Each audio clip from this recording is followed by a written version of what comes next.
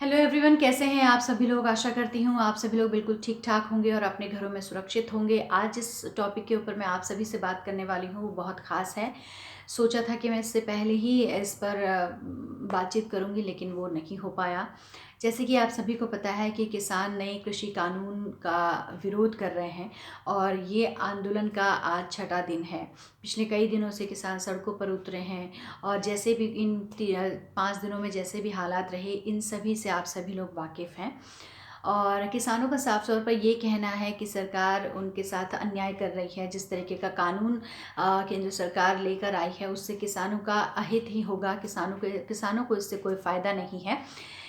APMC एक नया कानून है जिसके तहत ये रखा गया है कि किसान अपनी फसलों को कहीं भी अपने हिसाब से बेच सकते हैं और उन्हें इससे अच्छा मुनाफा होगा। और मंडियाँ जो चलती हैं वो ऐसे ही चलती रहेंगी, मंडियों को बंद नहीं किया जाएगा। लेकिन इस कानून का विरोध किसानों की तरफ से किया जा रहा है। पंजाब के किसान सड़कों पर उतर आए हैं। दिल्ली में जंतर मंतर पर उन्होंने प्रदर्शन करने का सोचा और यही अपनी मांगों को लेकर उन्होंने पंजाब से कूच किया।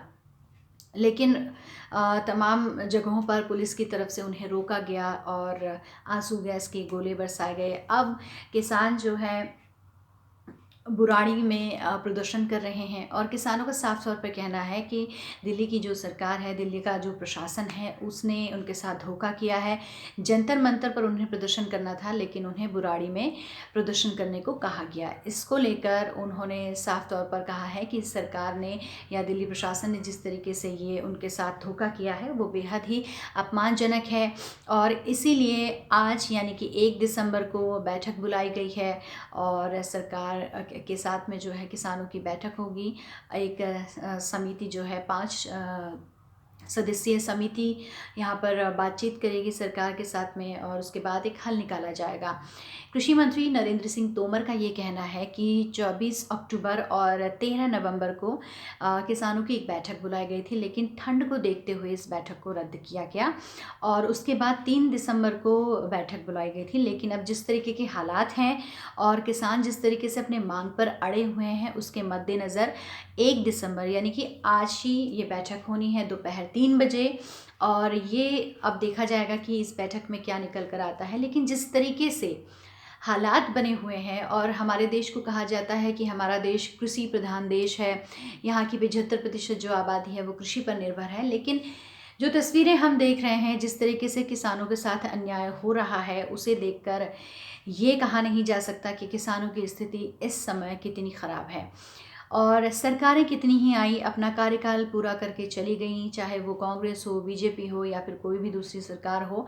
पार्टियों ने तमाम तरीके के वादे किसानों से किए। इससे पहले भी किसान, हरियाणा के किसान हैं, उत्तर प्रदेश के किसान हैं, पंजाब के किसान हैं, राजस्थान के किसान हैं, तमाम जो राज्य हैं वहाँ के किसानों का कई बार बकाया भुगतान को लेकर किसान सड़कों पर उतरते हैं। कभी बीज को लेकर, कभी उनकी फसलों के जो है एमएसपी है वो उन्हें नहीं मिल पाती है, उसको लेकर वो प्रदर्शन करते हैं। तो आखिर यहाँ पर कहना ये है कि अगर यही चलता रहा इसी तरीके से, आज किसान सड़कों पर हैं और हो सकता है कि हर आम आदमी ये नौबत आ जाए कि अपनी मांगों को लेकर सड़कों पर उतरने को मजबूर हो जाए। ऐसे में हालात कब काबू होंगे या फिर किसानों की मांगों को किस तरीके से सरकार देखेगी, क्या विकल्प निकालेगी, ये तो वक्त ही बताएगा।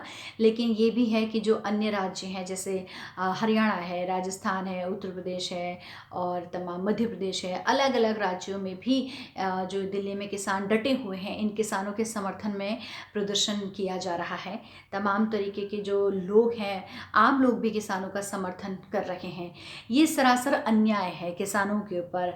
अगर वो किसी कानून से सहमत नहीं हैं, अगर उन्हें ऐसा लगता है कि ये कानून उनके खिलाफ है या फिर उनको इस कानून से फ़ायदा नहीं होने वाला है, तो सरकार को चाहिए कि कुछ ऐसा रास्ता निकाले जिससे कि किसान सहमत हो सकें और किसानों को एक तरीके से विश्वास आ जाए सरकार पर कि भाई हाँ, अगर कोई कानून है, अगर उसे उन्हें उससे दिक्कत है तो उस पर कोई हल निकले और उससे किसान संतुष्ट हो सकेंगे।